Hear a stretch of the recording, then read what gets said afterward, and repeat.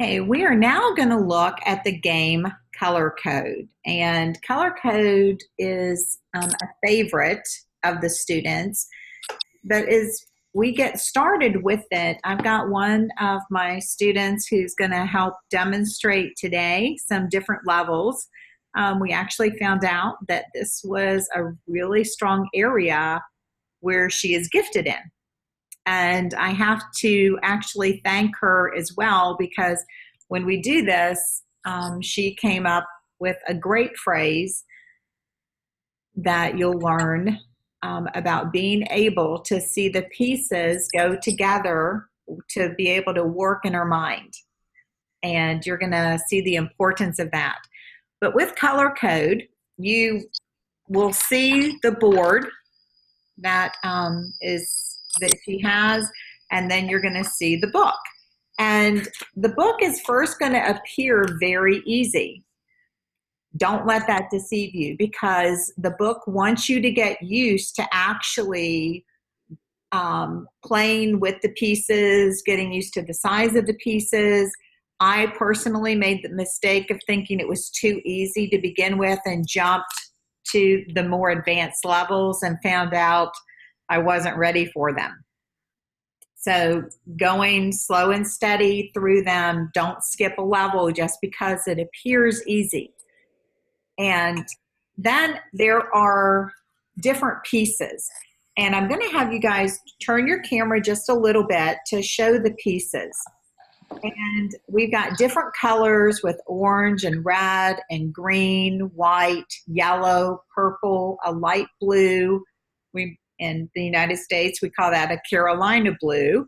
And then we have the lime green, and then we have the deeper blue, which I call more of a Kentucky blue. So we have those. I like how she has those grouped together. And you can even talk about that it's good to have the two orange pieces together, the two green. There's two in each color. So they're over there, so she'll be able to get those to use them. So let's go ahead, flip it back over for me. And we're going to take a look at our very first puzzle. And the first question we're going to ask ourselves is this: what colors do you see? I see red and orange. Red and orange. And so when you look at the orange and the red over to your side, which orange piece are you going to need? You're going to need an orange square. Okay, so go ahead and get that for me. And lay it down in front of you. Excellent. And then what red piece are you going to need? A red diamond. Okay, so let's look at that. And just if we think about that, is that a diamond? Or what is that? That is a... Turn it for me. Square too. It is a square. And remember from some of our other exercises, even if we turn our square, it's still a square because all the sides are still equal and it still has 4 right angles. So it's still a square. And so we get the pieces we're going to need and we lay them down. They are not allowed to move on top of each other yet. And so then we ask ourselves, which piece is on the bottom? Which piece will be on the bottom? The red square. The red square. And so which piece is going to be on top? The orange square. Yes, and what do we notice about the orange square? What gives us a big cue that that orange square is going to be on top? Because it's the last one, and when it's the last one, it will be the one that you see the whole thing of. Exactly. That's exactly right. You see the whole thing because nothing is on top of it. Nothing's overlapping it. Nothing's covering it up. So you would lay it down like that, And so now, can you see this working together in your mind? Yeah. Okay, so go ahead and put it down. And then we compare it with our picture, tilt it up just a little bit toward the camera, or you can turn it around. And do we have a match? Yeah. We have a match. Nicely done. Now, when you're going to put your pieces back, where should you put your orange piece? And the orange and the red piece and the red. Yes, you're going to put your orange over with the orange and the red with the red. And that was our starter level. Now we're going to just jump up to help demonstrate, and we're going to go to a little bit more advanced starter. So I see you turning, let's look at starter 22 for just a minute. The whole one is going to be of this one. Okay. This is going to be the last one. Okay, so the yellow is going to be the last because you see the whole thing. And this one's going to be the first. Okay, so when you look at it, and I told you she is very good at this one, and so she identified her colors, found the pieces that matched, and then she instantly knew because she could see all of the yellow that it had to go down last, and then you were seeing your layers that the blue was on the bottom. And I pay attention that you will notice she has it, her pieces turned the way that they will go here, which is important. So can you see this working in your mind? Mm-hmm. Okay, let's go ahead and put it down. Okay, and do we have a match?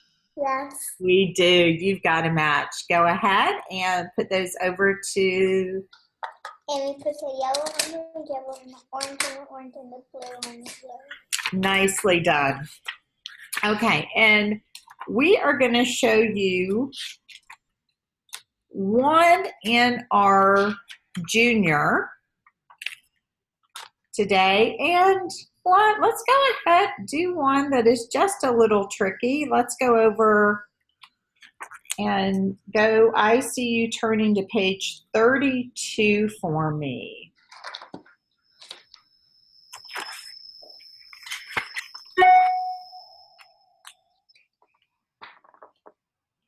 This one looks plain easy. This one you think is easy? Yeah, and sometimes I hear this.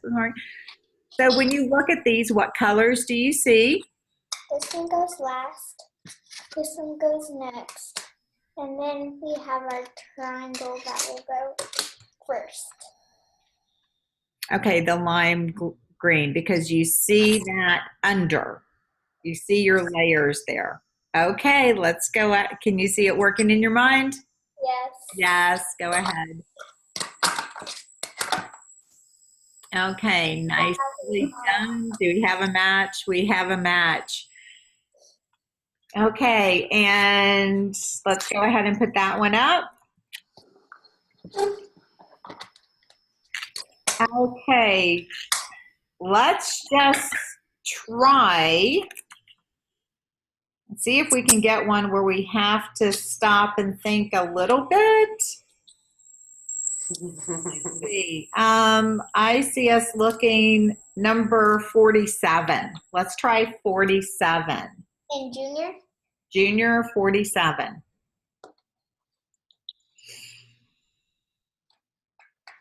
Now I see you turning to junior 47. Now, just so that you're aware, you would work through each piece.